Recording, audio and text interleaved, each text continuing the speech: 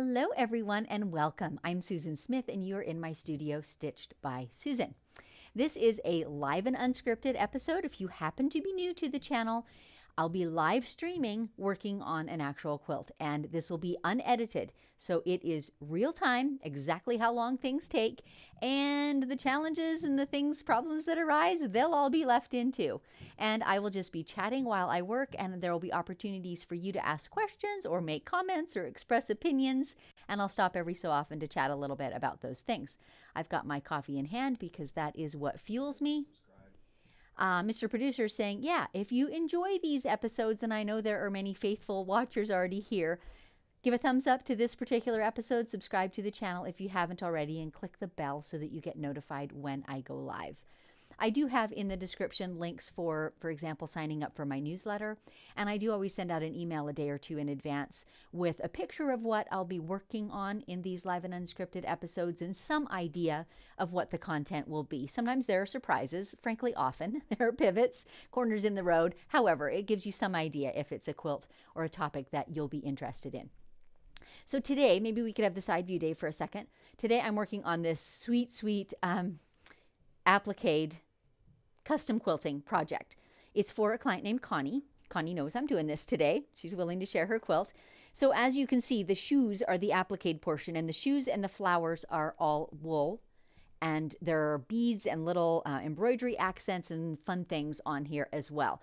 So that's something you'll be seeing as I do some close-up work. You'll be seeing me work with and around those beads and kind of thinking my quilting around them. Connie has graciously given me permission, if I have to actually remove any, if they get in the way too much, to just take them off, and I've got a little baggie to save them for her, and she'll attach them again after. But I know at least one that I'm working on is like the strap of the shoe is through this little buckle, so I just have to figure out how to work around that. So oh, look at that. The close-up shows it right there, because I was kind of measuring this morning, like, what am I going to do around that? So I've got a plan already figured out for what I'm going to do around that little shoe. So yeah, I've been thinking. So a few things that I thought might be of interest to you. You can see that the quilt is already loaded, but there are some steps I've taken to streamline this process. Let me set the coffee down. I had a sip while we were pausing, so I'm good to go for a bit. You can see that my quilt is already well underway. So I began at the top by basting around it as per my usual, right? And letting the top and the batting float. And then I worked in this first strip of blocks, and I stitched in the ditch around this cream and tan part and did the quilting in them. You'll get good close-up views of that as we go along. So in every block, I did that L-shaped portion.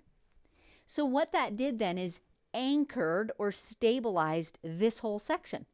So then I advanced my quilt and did the next row, and there are three on the finished quilt vertical rows. There are 3 sets of blocks.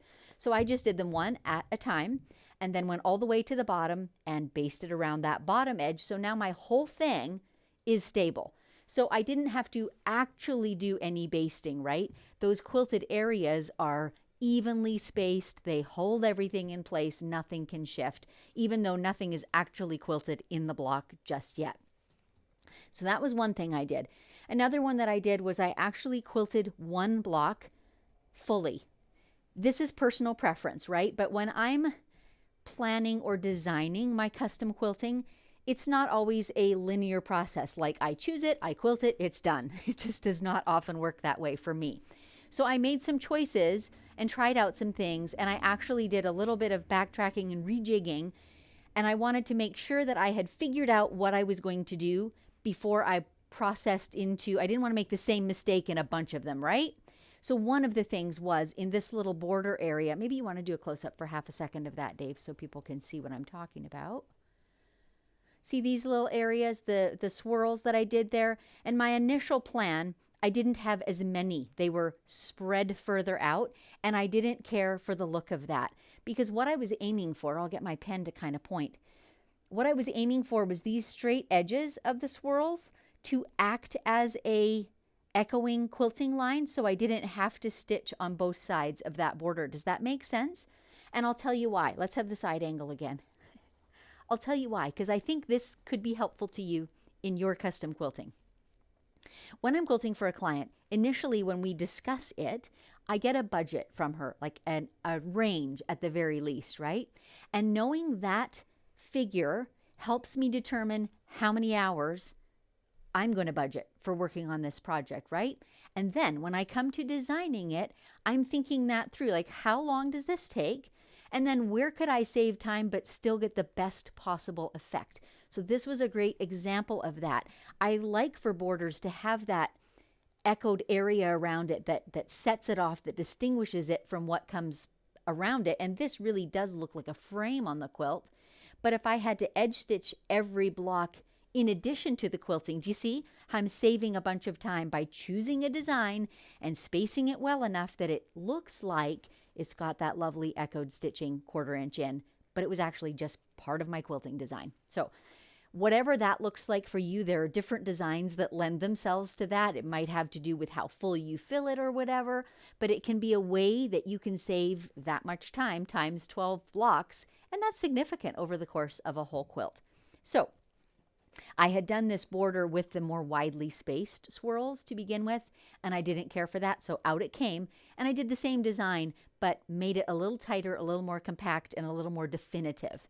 Another tip that I'll show you, I don't think I have all the pieces sitting here today. However, you'll be able to see it. On my ruler, I actually took a permanent black Sharpie and I marked my spacing for the centers of these swirls. And the reason I did that is because it does not evenly divide. With my wider ones, it didn't, and with my closer spaced ones, it didn't. But I wanted 6, right? So I figured out the 6 on my ruler, and it's like 1 7/16, right? But I figured it out once. I put my black Sharpie marks on there, and now I can just plunk my ruler down, and with my quilt marking pen, I can just go dot, dot, dot, dot, dot, and those get evenly spaced. When I'm all finished with this quilt, then I just take a little alcohol swab and those black Sharpie marks come off my ruler and I'm set for the next one. So, there are other ways of doing that. There's stretchy measuring devices, whatever works for you, but this is one way of doing it that works super well. Mr. Producer saying, hang on a second. Do we have questions? Oh, he's reminding me. Sorry about this. This is going to be interactive. There's time for you to ask questions and comments, but if you have a question, if you would put QQ in front of it, that way he can search for that and find all the questions at once. Anything else, Dave? No. That's good. Okay, I think we're going to start quilting, and I'll chat more as we go, and you can ask questions that you have as we go as well.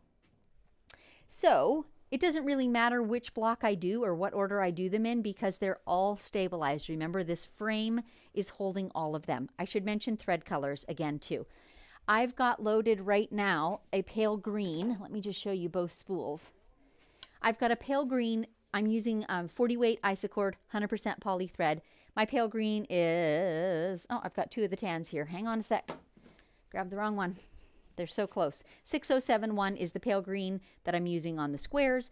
And then 0761 is what I used for both the tan and the cream. And so what I did, it seemed to work well for this quilt. I figured out a quilting path where I could do the outside edge of the cream and tan and quilt the inner border part. Done.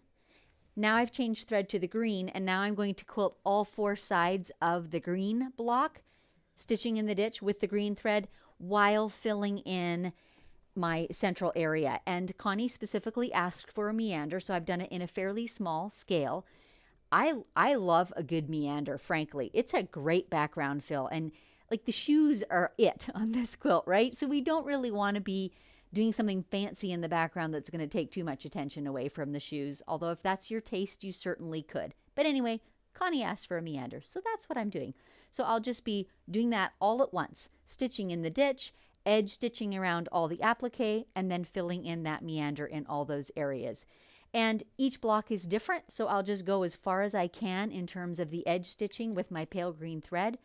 After that's all done on the quilt, then I'm going to come back and make a decision over whether I need to put some darker thread colors on and add a bit more details around the wool applique. I have not decided that yet. Remember, my custom quilting plan is never linear.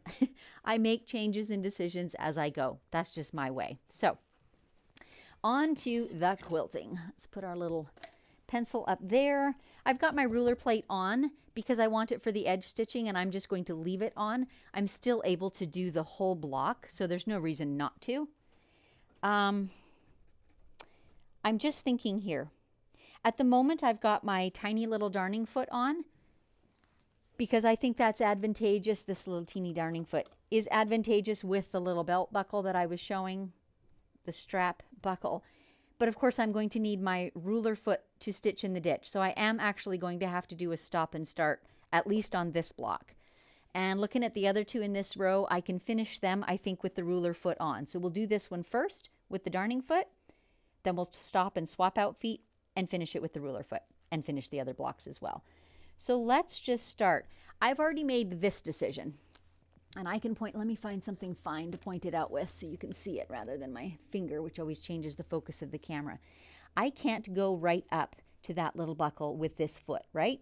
Don't want to do that. Can't take it off because the strap goes right through it. So I've already made the decision that I'm just going to stitch along this green stem and not along the black shoe in this area right here. So that would be different from quilt to quilt and project to project. And because I just want to know how it turns out, I'm going to start there and make sure that it works well. And that's what I'm going to do first. Oh yes, I forgot to mention, I have Deco Bob 80 weight thread in the bottom, and it's the tan color. I don't know if you can see that compared to the green. It's an 80 weight, so it's really, really fine. And I'm keeping that same thread for both the green and the tan. They're honestly not very far apart in color. So I'm going to endeavor to stitch slowly around this buckle and not bump it. And I'm just making decisions on the fly as to what things I cross over and what things I stitch along. But for the most part, I want to get as much of this detail outlined as I possibly can. I've got my machine set on BSR 1 right now. I had it on 2 and I just changed it to 1 so that my needle coasts a little bit even when I'm pausing. It runs smoother when I do that. And let's see what else. I have 10 stitches per inch going. So I'm just going slowly and freehanding this entirely.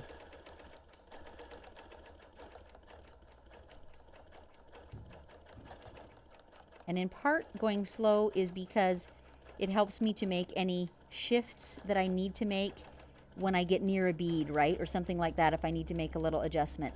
And right there, I don't want to stitch on the black. I feel like that will show way too much. So I'm just going to go ahead and go out. I trace back over a little bit and around the red flower. And I'm not going to walk you through every single step of this. You're going to get really tired of that. I'm going to stop right here and I'll show you why in just a second. I'm going to stop and change feet because I have quilted by that buckle now. That intricacy is done.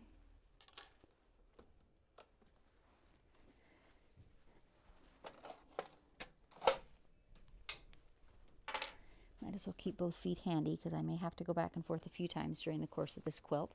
So now I have my ruler foot back on, and you'll see why. Oh! I pushed the start button instead of the multi-stitch locking button. Silly me. Gosh, you'd think I'd know how to do that at this point in my career, wouldn't I? Trim all those long threads. Try that again. Holding my top thread, pulling that bobbin thread up.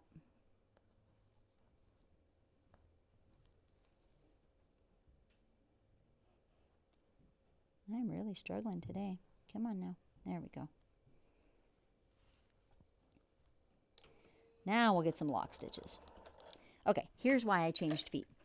I like to, when I'm doing kind of long, smooth-ish lines that I'm trying to stitch right beside in that ditch, I like to use my ruler. Doesn't really matter which ruler, doesn't have to be the same shape at all, but it just gives something that I can stabilize my foot against so it doesn't inadvertently jerk. Like sometimes when you're going so slowly, it jumps a little bit, right? So just having my ruler there is just a bit of a stabilizer. And I just shift my ruler gently with my other hand because it's not a perfectly straight line, and that's okay. Whenever I come to a little jog like this, I break out into freehand again. Then employ my ruler again.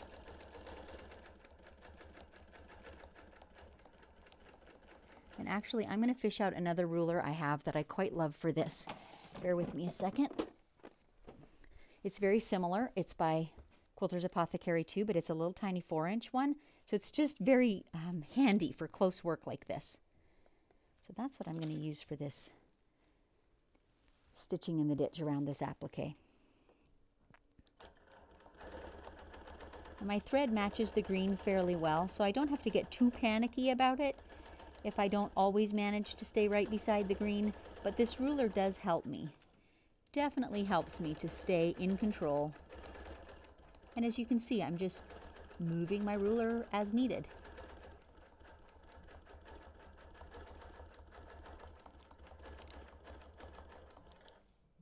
And we still have to go around the red flower. Just had to look for a minute where I've been. You could use the ruler the whole time if you want to. When the line starts curving like this, I tend to shed the ruler. And there we're meeting up to where we were before. So now I've got my ruler foot back on. So I'm actually going to backtrack my way out of here, start into the meandering and get to the outside edge. On this block, I hate to drown you in details, but on this block I actually did do 2 sides in the tan already, because the first one I went around the whole perimeter, and now I'm kind of changing my method. So just bear with me. You'll see what I'm doing, and you'll see what I do on the future blocks as well. Okay, here's another point of interest. There's so many of them. I noticed, let's have the big camera for a sec, Dave. This is going to take a couple seconds. Which one are you going to? Side? Yeah. I noticed when I was stitching this one, this green fabric is a bit of a linen-y weave. And I don't know if you've experienced this, but sometimes when you go from one type of fabric to another type of fabric, your tension looks different on top of it. So I did already notice this yesterday, that on the green, my top thread is laying on top much more. So I actually have to loosen my top tension a fair bit, which is another reason that it's beneficial to do all the cream and then do all the green on all the blocks, because then I won't forget to go back and forth, right? So I'm just going to lower that top tension from 4 to 3. And I figured that out the other day just by trial and error until it looked good.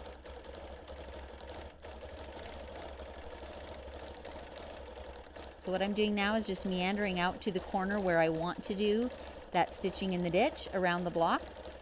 And then I'll proceed to do that and then fill in the rest of the block with the meandering.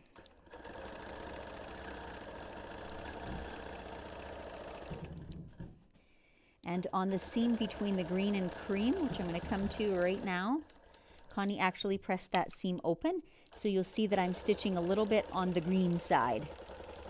And I chose that because I've got the green thread. If I had cream thread on, I would have chosen to do it on the cream side. So now we'll just meander our way around until we get this all filled in.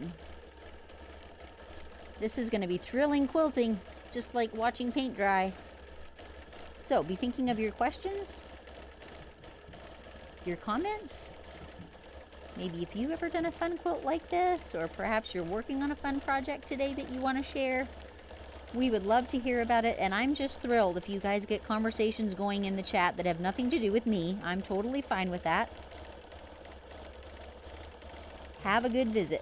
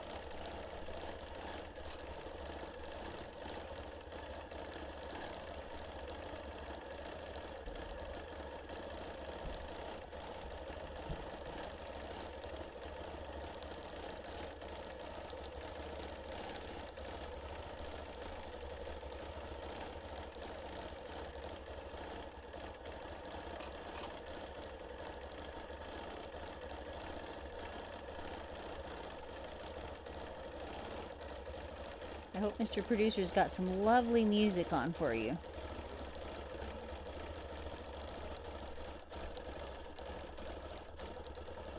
I'm going to cross over a line. There's no meandering quilt police around here, are there? Surely not. I mean, the point of meandering is to move all about without crossing over a line. However, I don't sweat about it too much, especially when it's on a small scale like this. If I have to cross over a line to get where I need to go, why then I just do that.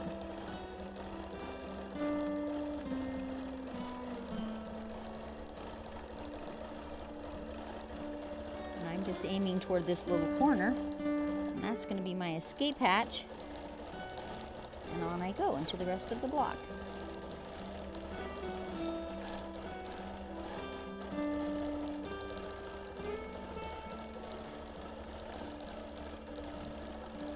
And I'm going to try something. I think I would like doing this on manual mode better, but I'm not sure what speed I want. So let's just try it. We'll start at about 750 and see how that goes. Actually pretty decent. Oh, I like that so much better.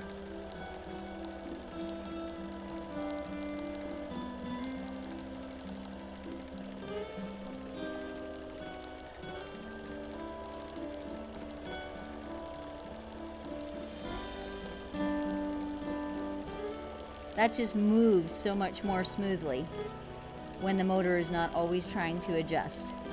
And my stitches look okay, so clearly I'm managing to move smoothly.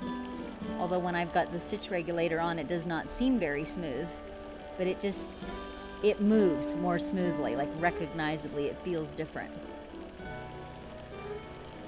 I like this so much. And I would just adjust my speed. I love doing meandering on manual mode. But if you were doing bigger meanders, you'd just speed it up a little. And if you were doing tinier meanders, you would slow it down a little. The goal, of course, is to make the stitches look similar to what my 10 stitches per inch looks like everywhere else.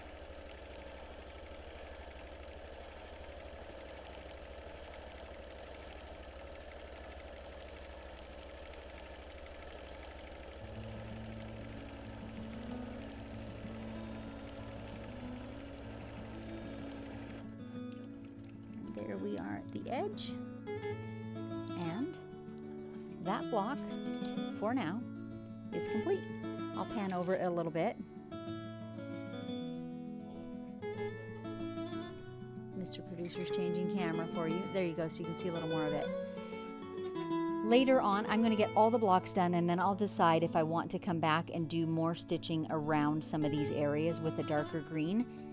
I'm hesitant to. I kind of like the overall look of the puffy shoe, and really there are no large areas left unquilt, right? Even here at the back of the shoe, it's only about 2 inches wide. So at the moment, I'm going to call that block done, but once I've got everything done, I'll come back and sort of reassess that and just make sure that I'm happy with that. This time I'm going to start by stitching on the outer edge and do the meandering afterwards.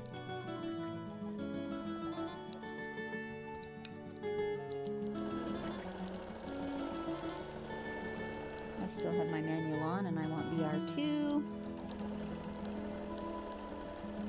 can hardly hear a difference, can you? This one stops when I stop at the corner, and that's what I need.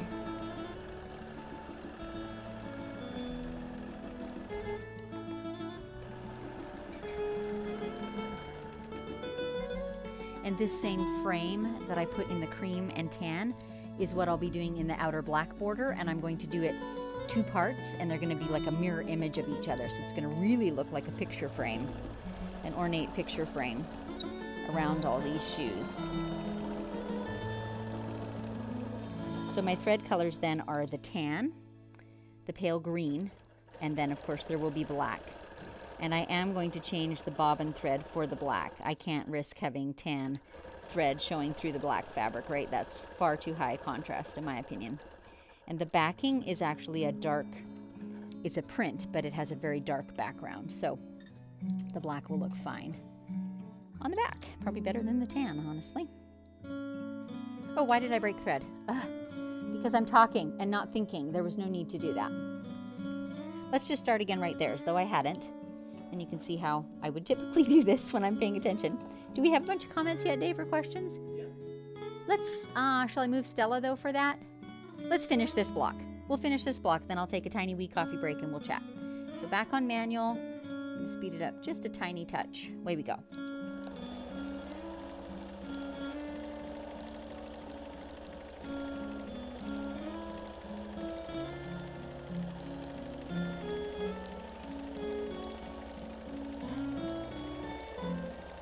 And I'm literally working my way toward the shoe, and then I will work my way all around the shoe and end up sort of back where I started, and then continue on with the meandering.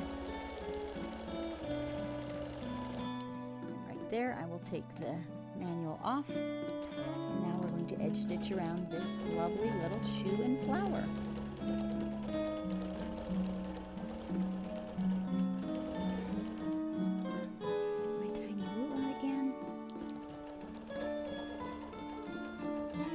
These rulers are by Jamie Wallen, Quilter's Apothecary, and what I love about them is the handles.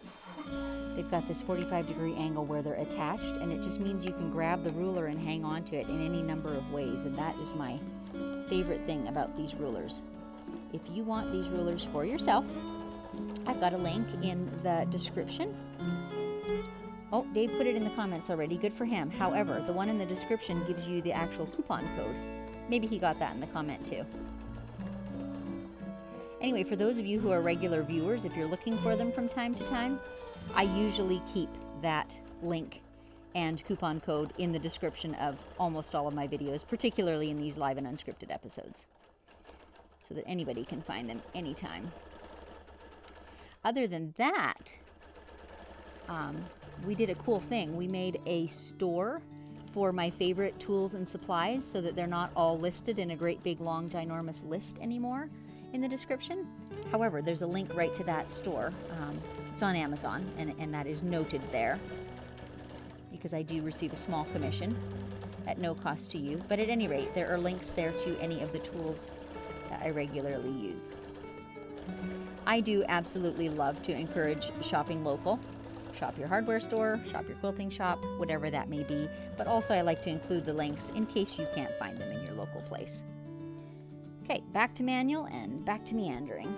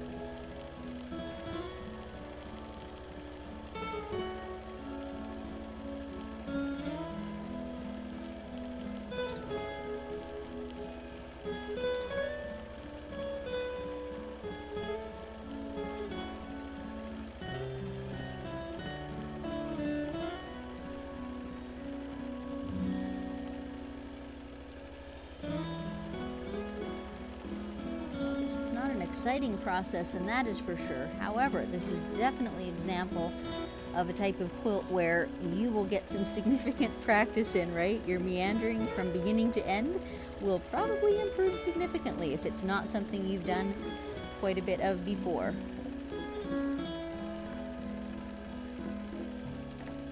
When I first started machine quilting, it seemed like everywhere I went looking for beginner designs, meandering or stippling was it. And I had such a hard time with it. And I now kind of realize why. You are always changing direction. So I tell quilters now, I do not think this is a beginner design. I do not think it's the easiest one to learn by any means. I think loops are far easier because you're just always moving in the same direction. However, meandering is crazy effective, and I think looks really cool on a finished quilt because it just has this such evenness, right, of texture. I do love the look of it, especially on a small scale. I do not love the look of it in a giant 3-inch meander done over a whole quilt top, but that's just me. I always think, oh my word, there's so much more you could do with that. Okay, I'm gonna grab my coffee. We're gonna chat. Let's put Stella down by block number 4. And I'll grab my coffee. I need to think ahead on these mornings. I keep using my lovely ember mug that our kids gave me early in the morning. And then by the time I get to this episode, I'm back to a mug and cool coffee. All right, Noreen, are the flowers done in felt or flannel to stand out? They are felt. The flowers are all felt. There's quite a bit of embroidery and a fair bit of beading on them as well. Debbie, have you ever used a double layer of batting? Should I baste the entire quilt before I do any quilting, or would stitching around the blocks be enough basting? 16-inch blocks, 3x4 layout. I have done double batting. It makes spectacular quilting. I don't love basting the whole quilt when I use double batting. If you've ever basted a whole quilt, you'll know when you back up to the beginning and then you start rolling forward again, and you'll see this today, there's just a tiny bit of stretch that happens in the fabric because it's been turned over the rail, right? And when you get a double bat between the backing and the top, that top really gets a stretch in it. So I have always found if I pre-baste it, I end up taking some of that basting out and shifting it.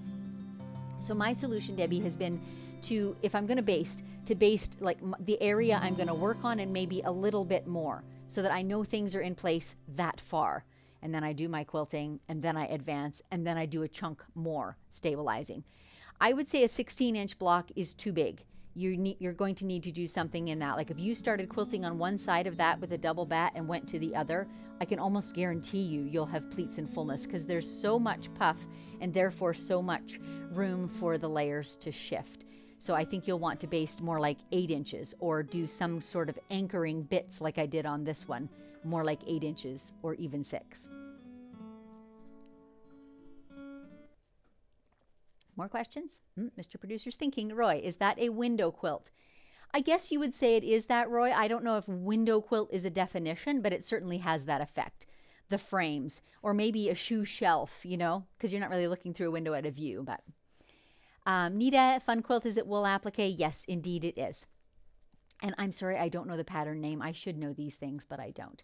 Susan, do you find on applique quilts it looks best to do the same background filler, or do you like to vary up the background designs per block? I've done both, Nita. I feel like that would be a design decision. Early on in my quilting, when I was still on my domestic machine, I made a shoe quilt, a little something like this. It had, kind of set out in a grid. And I did a different line-based design in every single block because that was kind of my theme, something different for a background in each one. If you're doing decorative backgrounds, I feel like that might just get a little bit crazy busy and you wouldn't know what to look at. My opinion. I like to keep it simpler, but that would be a design decision for sure. I don't think there's a wrong way. Judy, how do you keep your neck from getting sore while doing such small scale quilting? I don't do it for long periods of time, Judy, and that's one reason that we won't be on super, super long today because I'm not going to stand here and quilt this for an hour and a half. But I'm taking breaks, even so, right? I quilt for, 10 or 15 minutes. I stand up, I move around, And often I'll run upstairs and get a beverage or whatever, or even go for a walk in the middle. So I don't do it for long periods of time because you are kind of holding still. Even if your posture is good, you're still kind of holding still and fixed. Yeah, it's important to move.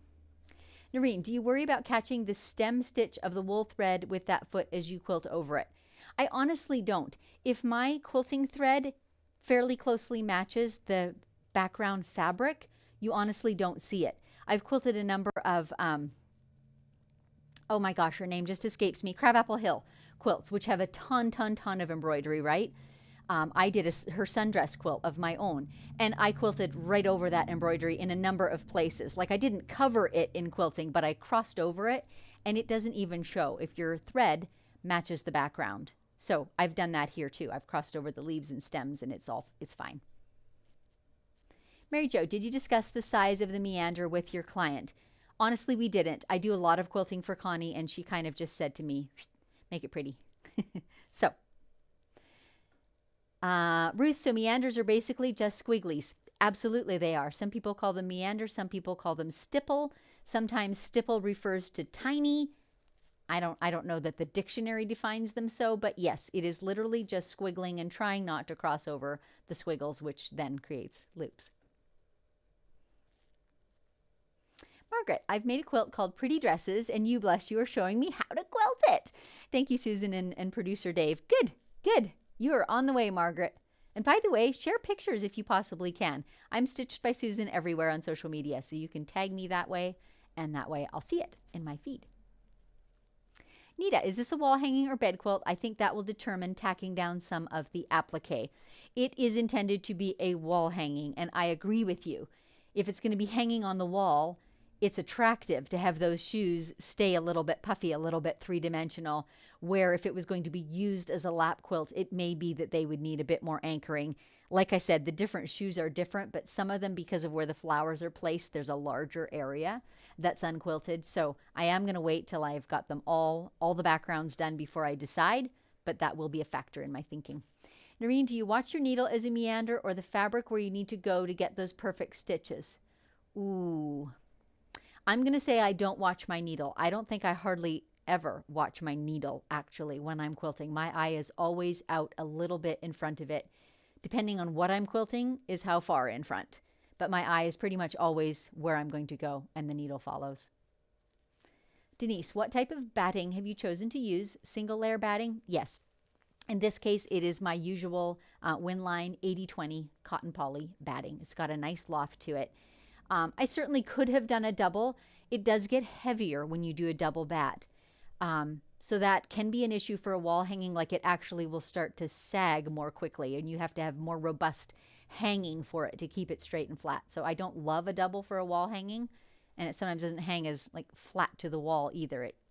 It's just poofier, right? So Betsy, have you used his small ruler with the hole in it for the ruler foot to do stitching around applique? I actually only have the 8-inch one with the hole in it. I'm just so used to this, Betsy, I go back to what I know. I see the sense in that. It's got a little divot almost in the side of it that sort of holds your hopper foot in place. I see the sense in that totally, but I'm not used to it, so I don't love it, personally. I'm so used to just the straight one. And I don't keep a million rulers, so that's one less ruler I have to have. Mary Jo, I see you don't edge stitch around the little bits, meander around them instead. Interesting. Yes, and I'm playing that by ear, Mary Jo. You know, the first one I did it was kind of bleeding heart, and so I did go around each of those hearts because they were, 3/4 of an inch, and I felt like they needed that. But for the leaves, I didn't go around them on this last one. Right or wrong, I don't know, but that's what I chose. Tammy, did you do any marking in the framing pieces to get the design more precise, or is it just freehand? The marking that I did, Tammy, was I drew a line 1/4 inch in from each side, like the size of my spacing, and I put a dot where I wanted each swirl to be so that I knew how to space them, and that's it. And I've erased all the markings, so I should have left one purple so you could have seen it, but I didn't. Sue, when switching from regulated to manual in the middle of a quilt, how do you know what speed to set your machine on to keep it uniform with no prior experience using manual? If you're really unsure, Sue, then I would break thread and go off to a side a little bit on the side and try it out, right? I've done it enough times that I had a pretty good idea that 600 or 700 or 800 was going to be about right, right? And if you don't know that, then I would try it somewhere else before you start right in the middle, or at least in a very inconspicuous spot. You're not going to break the thread or anything like that if you start and determine that it's way too fast. Like for the half a second it takes you to stop it, right?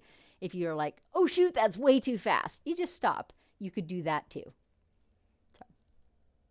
Jennifer, I had tension problems on a small amount of fabric that was heavily starched compared to others. Will those small spots adjust after washing? I don't know, because your threads are still going to be the same relative to each other, the top and bottom, even if they both shrink 3%. I think it's going to be less conspicuous when the fabric scrunches up a little bit. I find that does happen when you have mixed fabrics, or as you say, something strongly starched, or maybe something that's got stabilizer on the back of it. Your tension can differ, and you can't fix that when it's changing, you know, as you go over a seam line. You just find the best middle of the road you can and go with it. That, at least that's how I deal with it. Yeah. Whew, my air conditioner just came on right over my head. Debbie, do you use a 90-14 with double bat, or should I bump up to 100? I stick with my 90-14, Debbie. I pretty much start every quilt with that, and then I only change if I have to. I think the only time I would like put a big one on first would be a t-shirt quilt or an all denim quilt. Otherwise, I always start with the 90-14 and only change if I feel I need to. Cindy, have you ever left a quilt on the frame for a couple of days? And if you do you loosen the tension on your rails so they do not bend over time? Multi-part question. I have always had a long arm with metal rails. I've never worried about my rails bending. That's me, but it is a thought. I did loosen this quilt last night overnight because I mentioned earlier, when you've got these layers going over the rail and they're basted in place, there is a little bit of, if there's tension on the fabric, there's a tiny bit of stretching going on that outer layer. So I did relax my rails last night, but I frequently leave quilts on. Like I never push to get a quilt done tonight because I don't want to leave it on the rails, right? And I will often have one up. If it's a custom one, it might stay up for many days.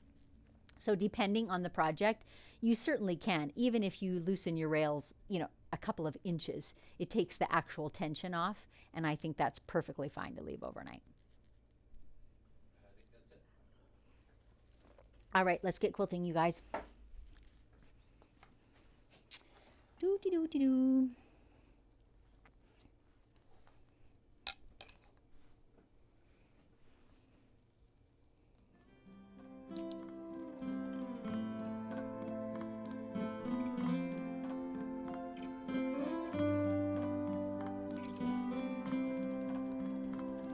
I saw someone the other day, a quilter that I don't know, made a tiny little reel on Instagram about pulling up the bobbin thread, and it had like, whoops, I'm on automatic here, manual.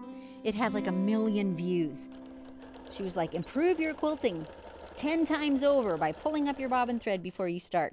And I kind of chuckled because I thought to myself, you know, that feels like a piece of information I don't even hardly think about sharing because it's so automatic to me. I've done it. I think everyone knows that. But the truth is, not everyone does. She was absolutely right. If you don't know to do that and you start doing it, your quilting will be so much better. So you see me doing it all the time, and I often don't say it, but that's what I'm doing, is pulling that bobbin thread up so that I can hang on to both threads so that I never get a rat's nest on the bottom.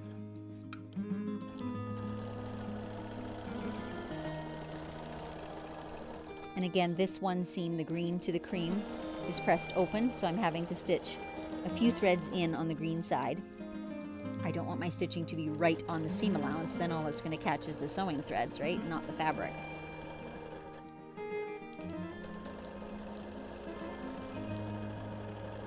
And this time I will remember to not break thread.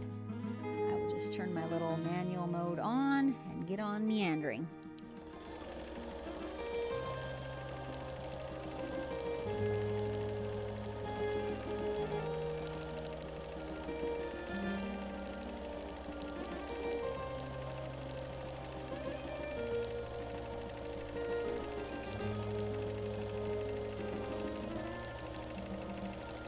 there's no rhyme or reason for how I'm heading to this inner flower. It's just whatever way strikes my fancy. It truly doesn't matter because I'm literally going to go around it and end up where I began, so it doesn't matter where that spot is.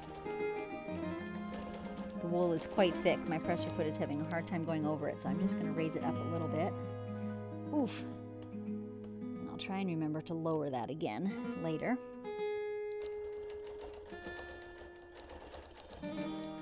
I don't know how many machines or feet have that feature, but the Bernina 72S, which is what I've got on for ruler foot, does have that little brass wheel, and it raises and lowers the hopper foot a little bit, and that can be very helpful in exactly this situation. I was finding that I was literally kind of hanging up over those wool bits. Oh, my little baby ruler. My little baby.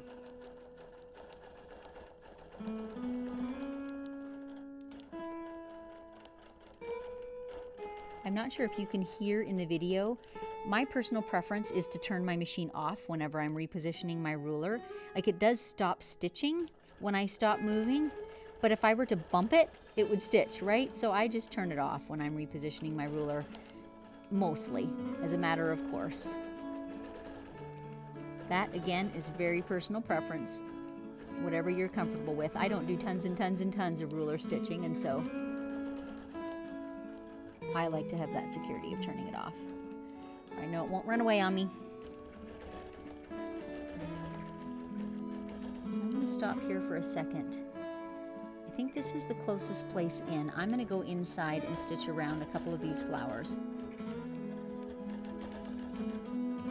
This might be just enough to get me over the hump of not having to change green thread and do more stitching later. I'm going to try it anyways.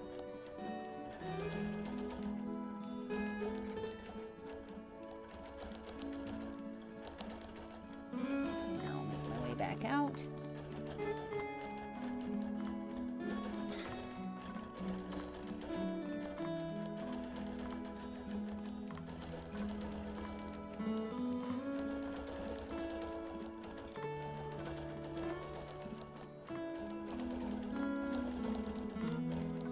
Okay, now we'll lower this again. Oh, we're raising it. We don't want to do that.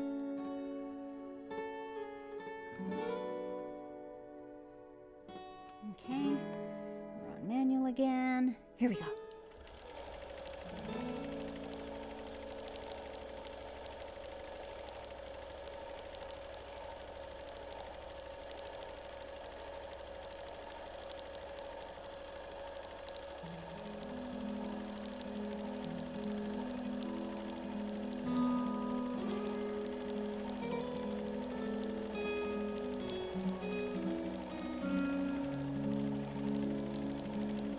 So as I was working on this quilt yesterday and the day before, I've actually been doing taking photos and also doing some videoing of it because I'm going to make this into a lesson.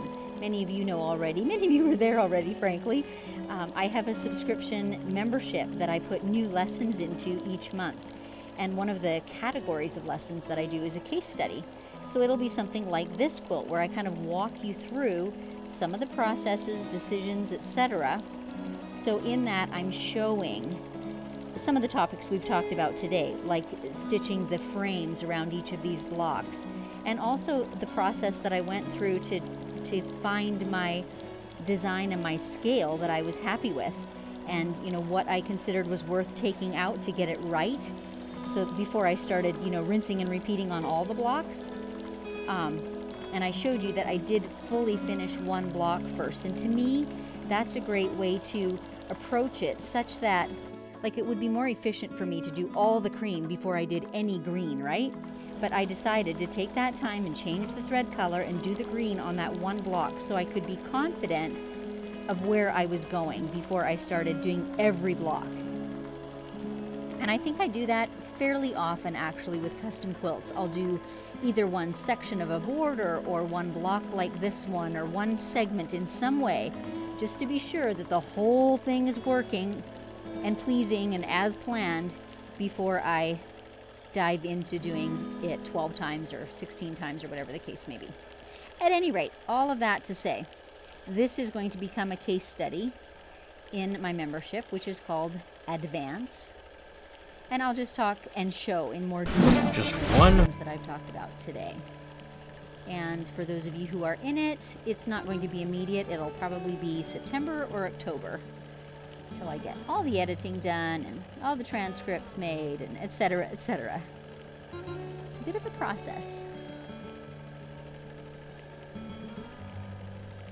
But it's an excellent way to share in more detail close-ups and drawings and my plexiglass sheet and just my thought processes around working out a design for a quilt like this.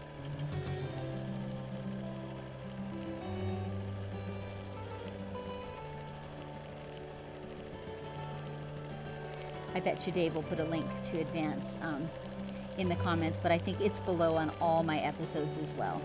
So if you're wanting to explore that, if you're not in it already, it is a monthly subscription. So when you are a current paying member, you have access to all the lessons that have ever been published. It just opens up the whole thing. And when you decide to cancel, which you can do at any time, it all goes away. So it's different from my classes in that way. So it's a bit like a coffee subscription. Oh, and it's $12.97 a month. So notice how I liken everything to coffee. It all comes back to coffee. So like the price of the membership is about 2.5 coffees a month.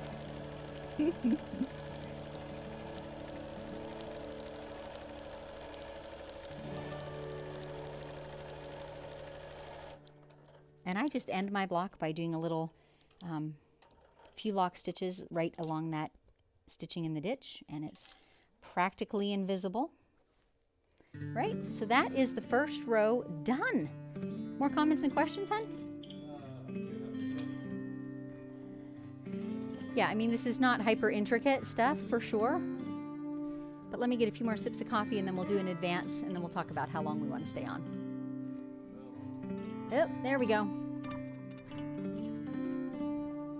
Okay. Olita, do you take out stitches often? Mr. Producer's saying never, and he would be wrong. Do you guys want to hear a story of undone stitches? First, I'll tell you the answer to Alita's question.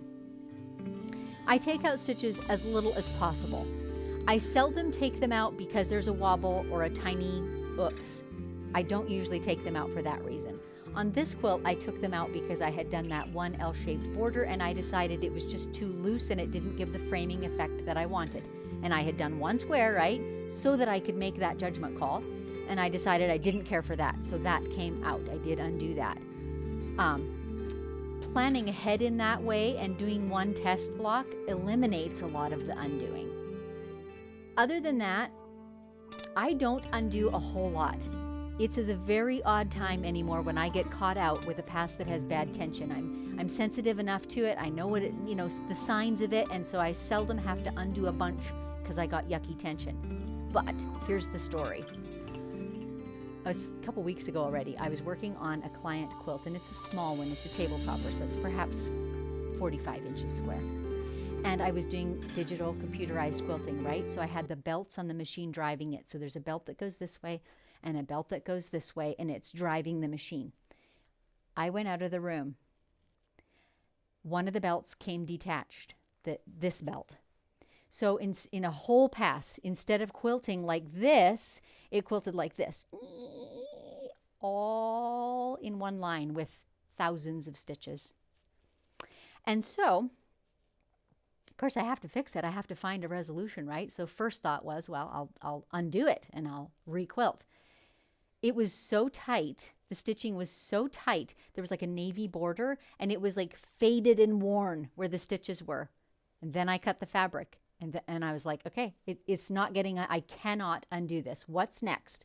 Next is replace some of the piecing. So I did. I called the client. I owned up to it. Like, I've got to fix it. And it was kind of churn dash type blocks. And so I said, can we replace one strip of them? Like, do you have the fabrics? And I'll make you a new piece and there's enough backing and I'll... Well, she didn't have more of the fabrics, but she had more blocks. It was 4 blocks by 4. She has 4 more blocks that she had opted not to use. So long story short, I had to undo a bunch of quilting above and below. I had to cut out that area that was ruined. Fabrics are ruined. The borders and everything are ruined.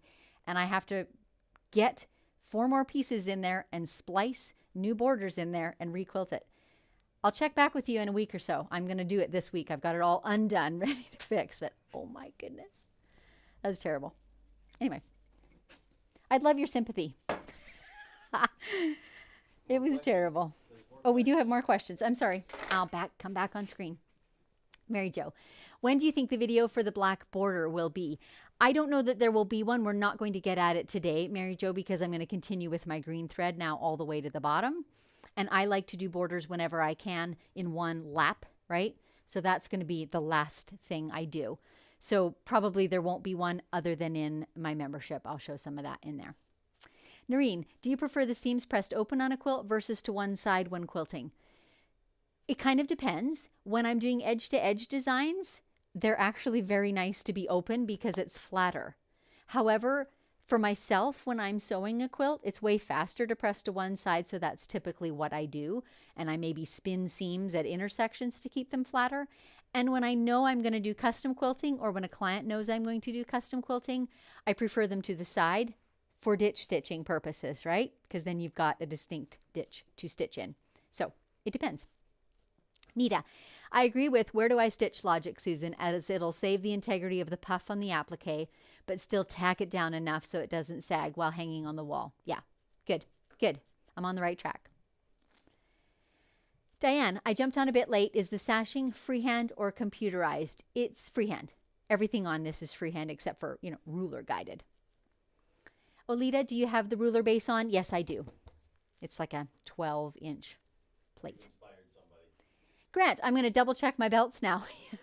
So it's interesting, Grant. I've never had a belt flip like that. I've been like pulling my machine, and it's like a gear that grabs in a cog, right?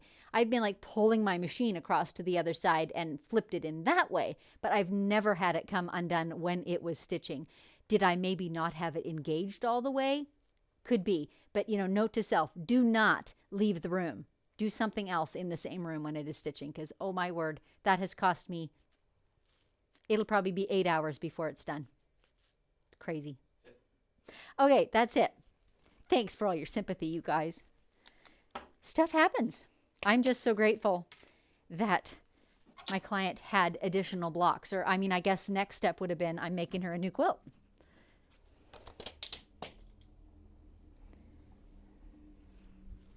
She's been very gracious about it, bless her heart.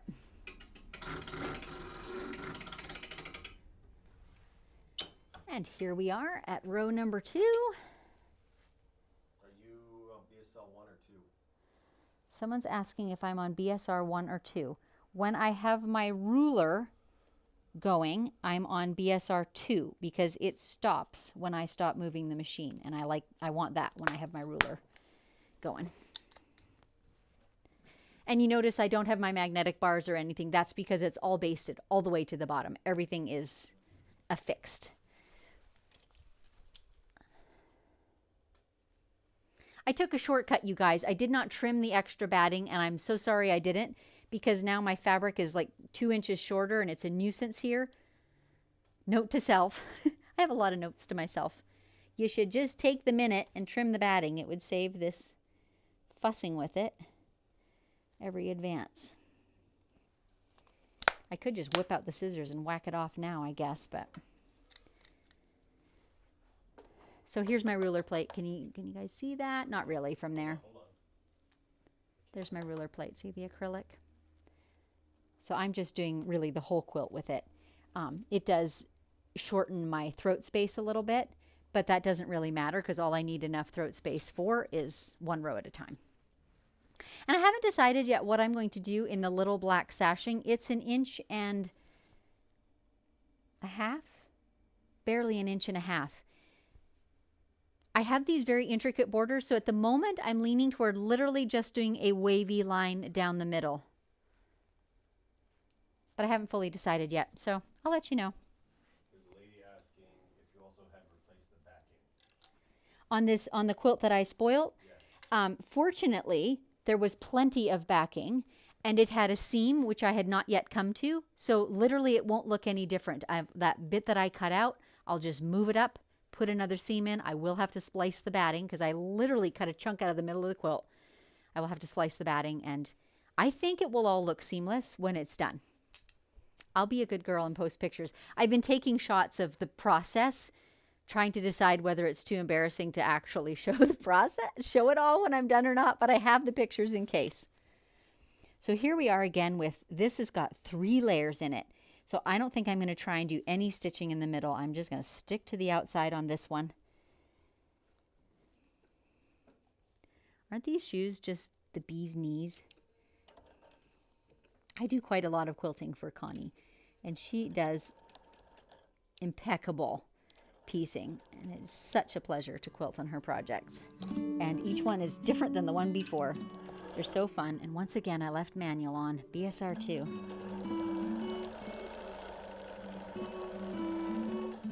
But you notice I'm not panicking over it. I just quickly turn it off, and all that happens is there's half a dozen stitches in short succession, but that's not the end of the world.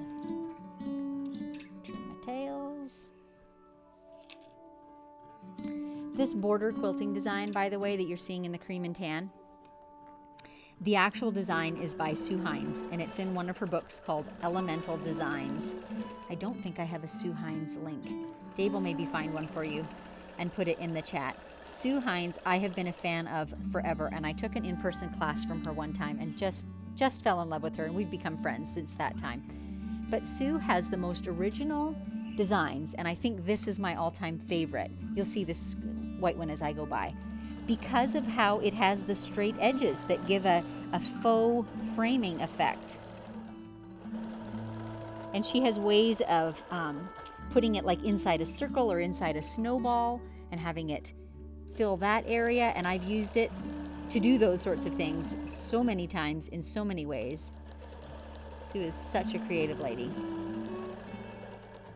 if you want more of her designs, or indeed this one in detail, that's the book it's in, Elemental Designs. Okay, now we do want manual. Here we go.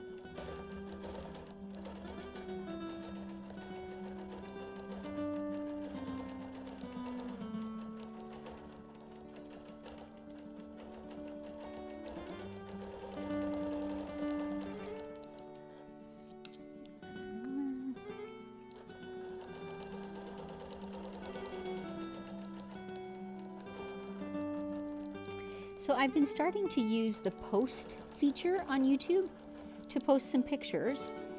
In the past, once I get pictures taken of a project, then it's taken me time, and I've posted them in social media, and so people are always asking, where do you post the pictures? So I'm curious, have you guys seen that? Do you get notified? I don't know how the notifications work in YouTube, but it seems like that might be a good solution for sharing finished photos of these projects that I'm working on. Live and unscripted episodes. So I will do that with this quilt too. When it is finished, I'll post some pictures of the whole thing and a few close-up shots.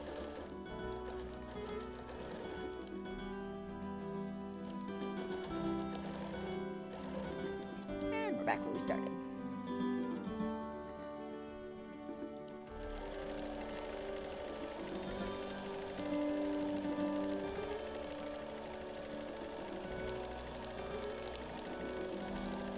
And maybe someone will try it today.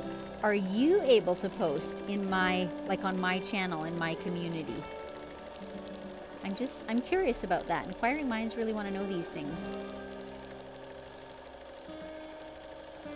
The various platforms, they're always trying to find new ways, right, to keep people engaged, to keep people on their platform. So it's an ever-changing landscape. So trying to keep up to date with it is challenging. And in the past, I've not used YouTube as a place to post pictures, but it actually works quite handily. And I quite like that they're on the same platform as the episodes in which I'm quilting it, because then I feel like people are more apt to be able to find them. When they've watched the video, they can find the pictures and vice versa.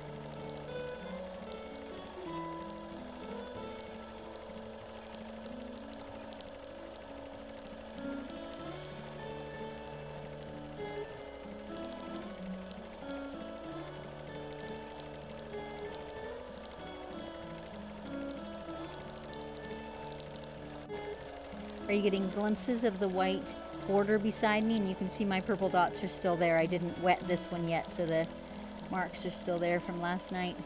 So you can see that's all the marking I did for those little elements, is just put a dot so that I had an idea for the spacing. And I did have a purple line 1/4 inch in as well. That has pretty much faded. The purple is an air erase marker, so they do fade just with time. They fade much faster if I squirt water on them.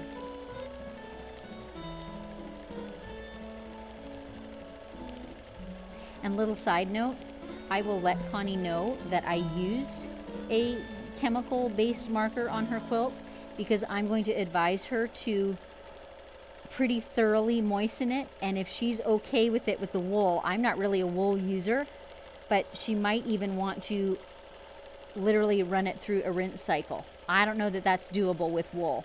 So that being the case, then my next recommendation is to thoroughly spritz those areas where I marked, and then maybe sop it out with the towel, because though the chemicals are not visible when I spritz them, they are still in there.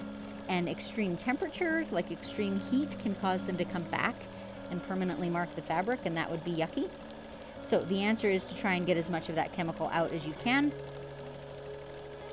Some quilters use a baking soda and water solution to neutralize it. I'm not sure, because I don't know what chemical it is, right? I'm not sure if that's the answer, but anyway, I'm throwing out ideas.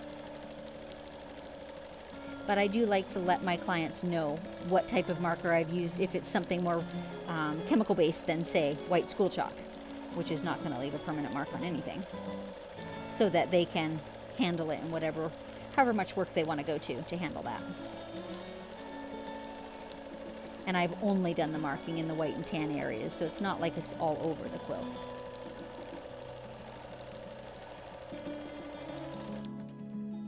Done. Gosh, those sunflowers are something else. Let's go have a closer look, for your sakes. It is upside down. I'm sorry about that. I should have loaded the quilt the other way. Aren't they cute? The little plaid wool. Oh my goodness sakes. And it's handy that I don't have to actually quilt over the beads at all. Okay, on to the next one.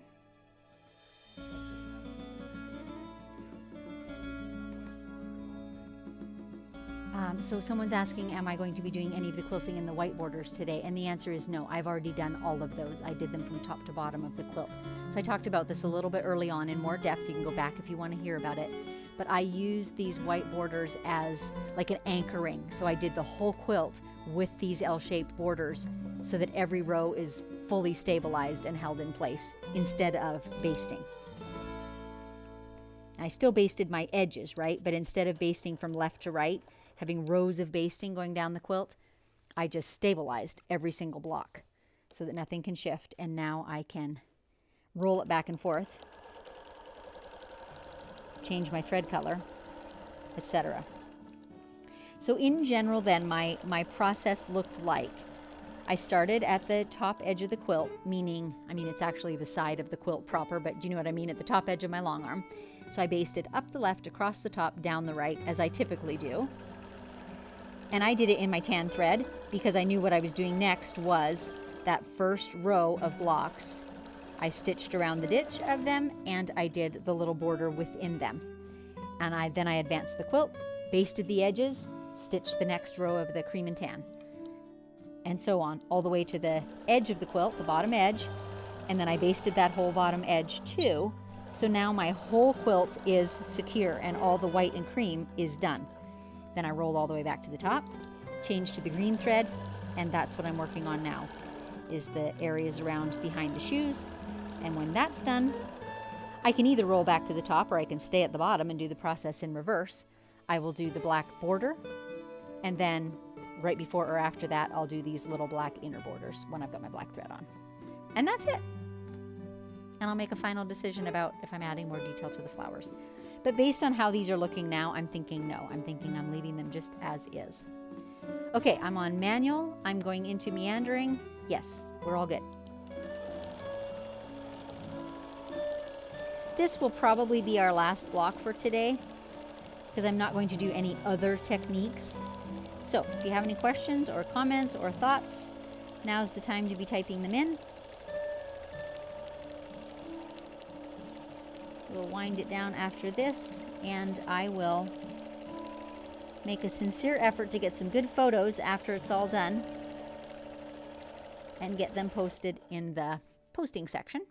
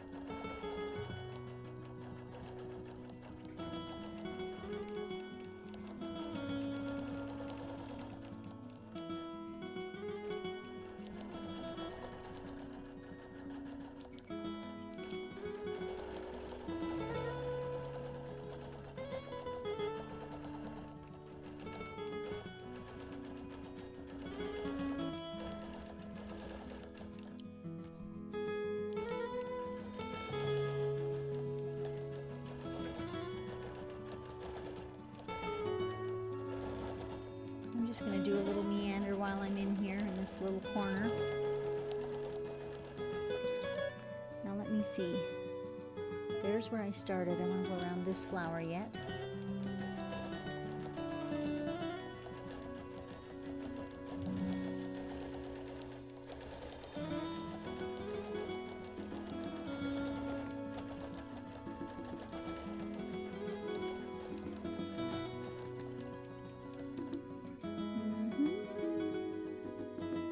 Still have one more flower. Let's go this way so that I end up on the other side of it, more close to where I left off meandering.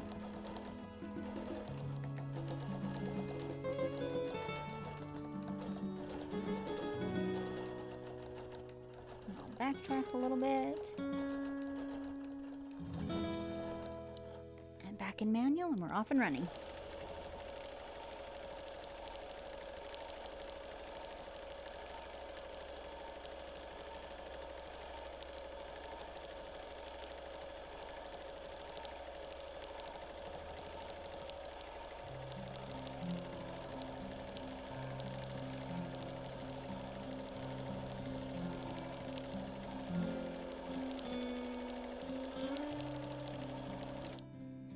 See, there's a little area there I should go into as well. So I'm just going to take a second. I'm back on my regulated mode so I can move slowly and put a little meander in there too. Work my way back out. It's a process. I could have done that all when I was edge stitching it too, but I didn't think of that one when I was there.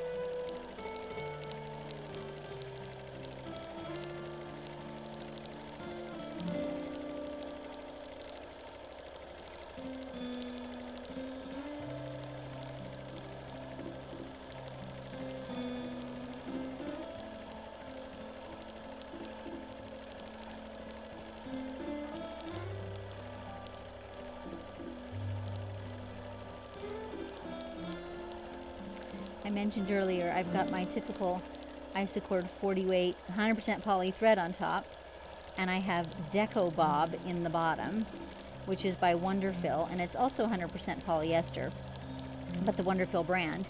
But Deco Bob was specifically designed for bobbins, and it's an 80 weight thread. So I think you can sew with it also, but the cool thing about it in the bobbin is it seems to last forever.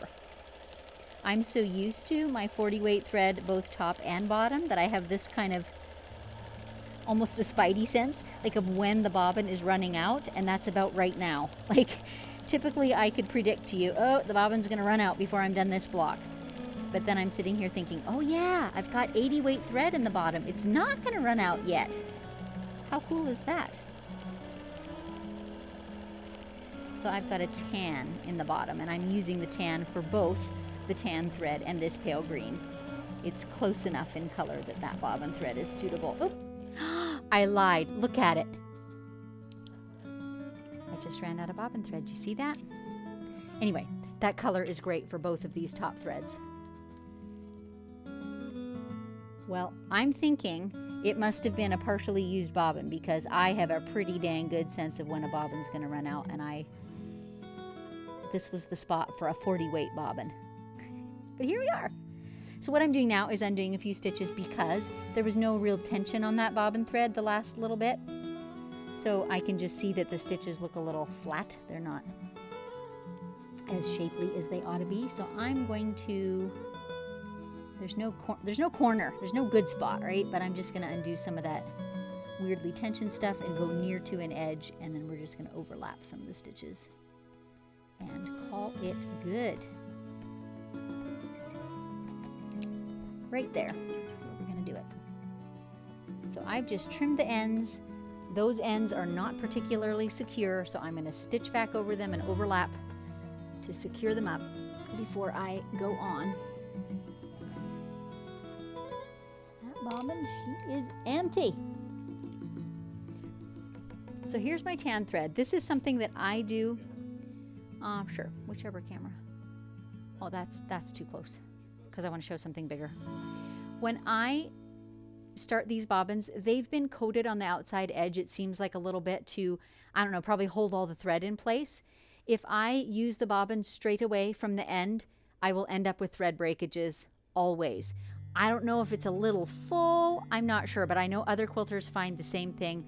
I take yards off, and I prefer to do it more to be on the safe side. Yesterday when I started with this one, I only took about 4 yards off, and right away I had a thread break. So now I've taken probably 6 off. We'll see if that works. It is kind of a waste of thread. If you're being a good girl, you could totally save this for hand stitching. It's beautiful hand stitching thread at 80 weight, but I'm not doing that today. I'm just getting going on my quilting. In it goes. I am going to take a minute to drop a teeny drop of oil in there, in the bobbin area. Ooh, I need a little lint brush too.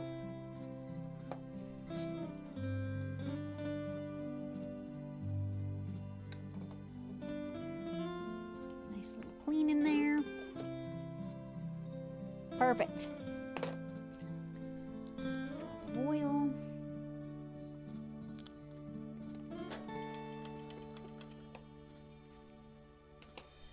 And we're in business.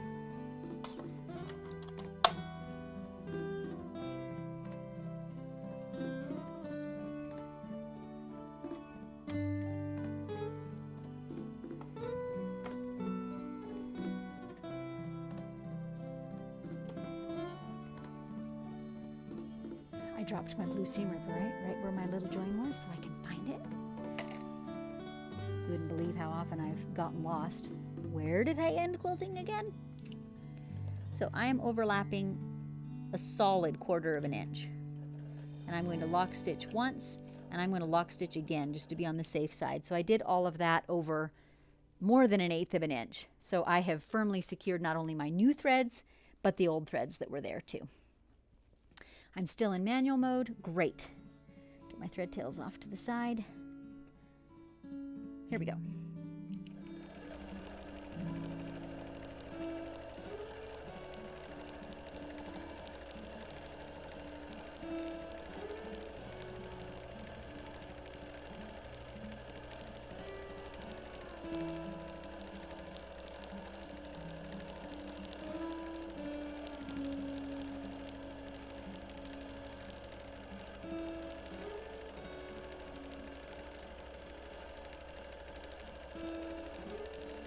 I think it's interesting how different people do their meander in different ways. You can see that when I'm working along a fairly straight edge, I do the almost reverse heart shape like this. Well, kind of. And other people do it different ways. They'll do long, wavy fingers and then fill in around it or whatever. And it all looks fine. Just whatever sort of rhythm you fall into and whatever feels comfortable in the movement to you. This is kind of the rhythm that I fall into.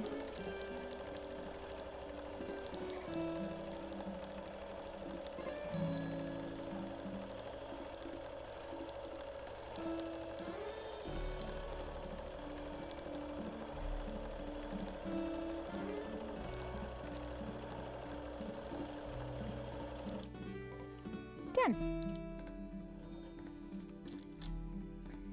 Beautiful. Well, that is 6 of the 12 squares fully finished.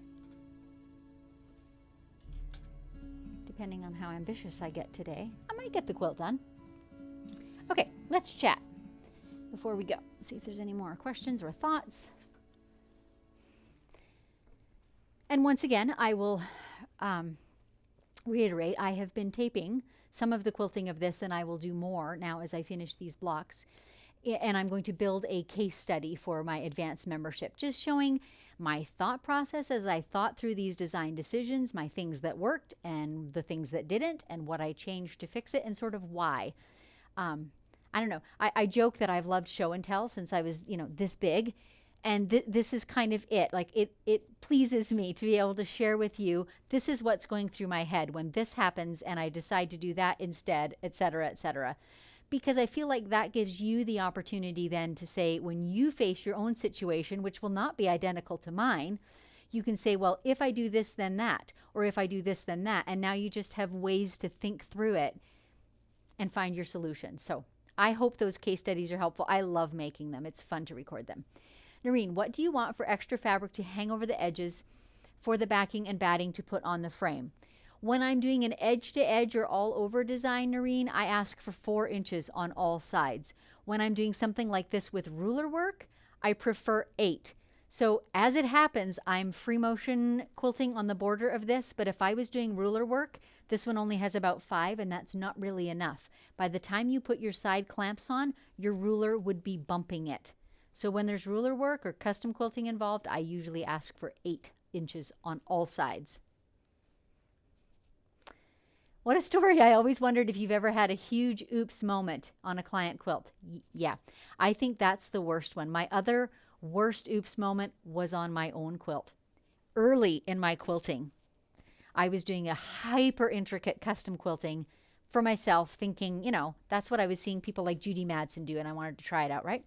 So I'm quilting this tiny little bubble fill on a quilt that has a double bat, and I've got it on manual mode, and I'm going at a fairly high speed, and my needle shaft broke, and before I could stop it, that sharp broken shaft pounded a hole through all the layers.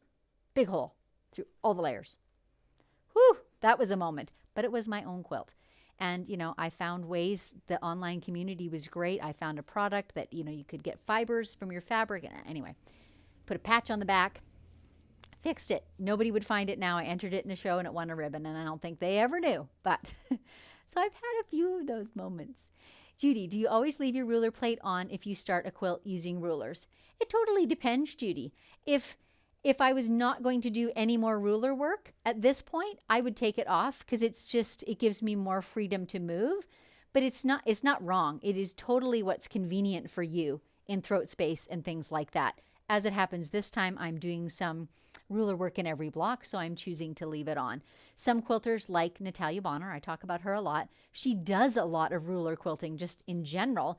It seems like she leaves her plate on the majority of the time. That just saves her backing and forthing. So totally up to you. I just do it depending on what's coming next.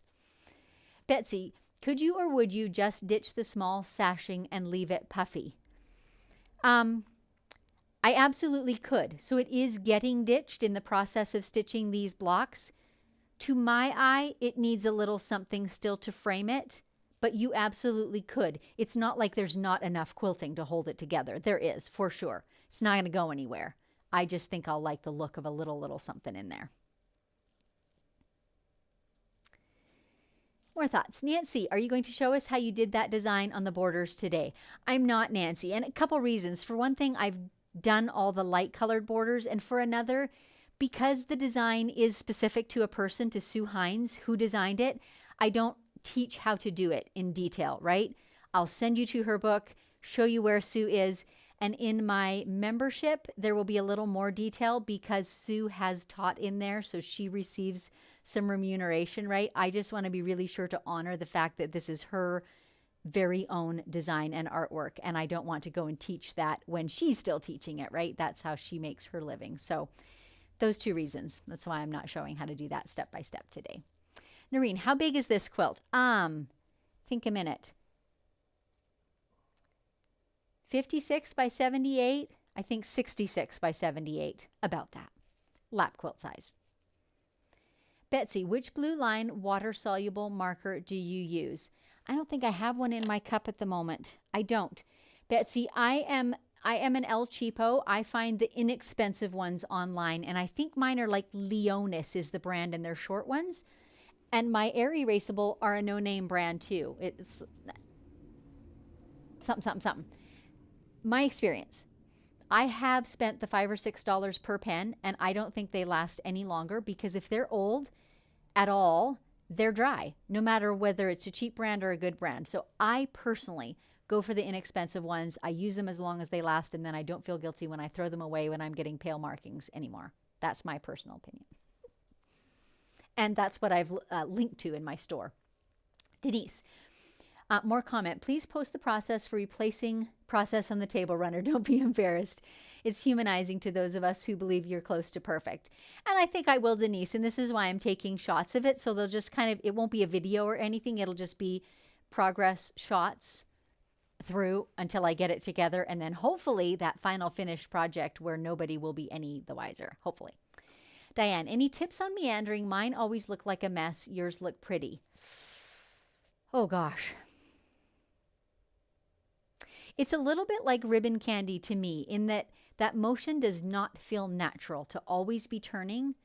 And it just seemed like when I tried it and tried it and tried it, eventually I had that breakthrough where my brain finally got, okay, I'm always turning a corner.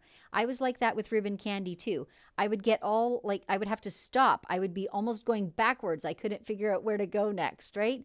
And then all of a sudden it clicked into place and now I've got it. I don't know if that's everyone's experience, but I would try that. I would try doodling it with a pen, right? Just figure out whatever your way is of moving and not crossing over previous lines. I think doodling would probably be very helpful. Sharon, if you don't have the cream and white borders, would you quilt all the sashing to stabilize the whole quilt before quilting the blocks? Certainly that would have been an option, Sharon. Although if I had not had those little borders, I might literally have just done each whole block, right? Done a whole row and then advanced, basted my edges, done the whole next row. That would be an option too. It worked well to do the white and cream here because then I was able to do all my white and cream all the way down the quilt and now go back and do all my green all the way down the quilt, right? So if it was all one color, I'd have probably just finished the blocks and then moved on and finished the blocks. Right? So that's a little different for each quilt, whatever feels more efficient.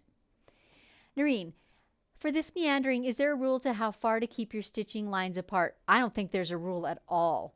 I've seen people do teeny tiny meandering. Mine is a 1/4 inch-ish between the lines, and I've seen people do quilts with giant 4-inch meanders. Can't say I love the look of that, but nah, there's no rule about that, no. Jennifer, how does 40 weight top thread and 80 weight bobbin change your tension? I did have to what's the word I want? Tighten the tension on my bobbin. It's still, my thread, my toa gauge still reads the same tension, but I had to tighten it a bit because it's finer thread, right? So when I first pulled it through, it came too easily. So I had to tighten that bobbin tension just a little bit. And that's typical when you're putting a finer thread in the bobbin. Tammy, are your rulers left or right-handed? I think they're either, Tammy, because look at them. They're just, where can I show it where you can see it the best? Right? Both ends, they're exactly symmetrical from end to end. So I think you could use them either way, whatever suits you. That's it. And that's it for questions. One last sip. All right, you guys, I think that winds it up for today. So a couple reminders. These live and unscripted episodes are always like this, real time, unedited.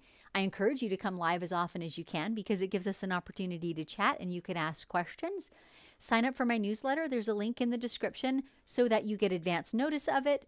And also my newsletter, I try to keep less about what's for sale this week and more about here's a story that illustrates a quilting point and here's a tip you can take away from it today. So I try to do that in my newsletter quite a lot.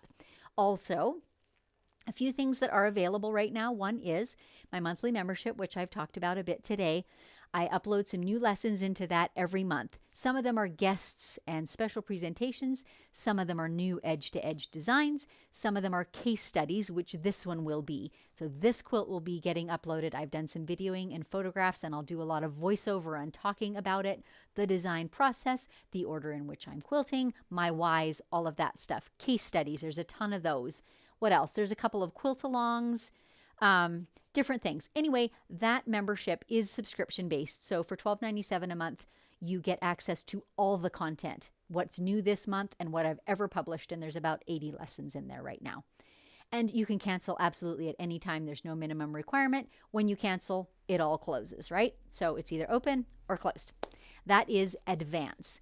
Not because it's hard or advanced, but because it's kind of a play on advancing your skills and advancing your quilts and that sort of thing. And then another thing I recently released was a smaller course called Machine Quilting for Beginners. And this is linked in the description as well. And I recorded this course because a lot of people have taken my free motion quilting masterclass, but really didn't know how to load up a quilt or how to get a square quilt or how to choose needle or batting, etc.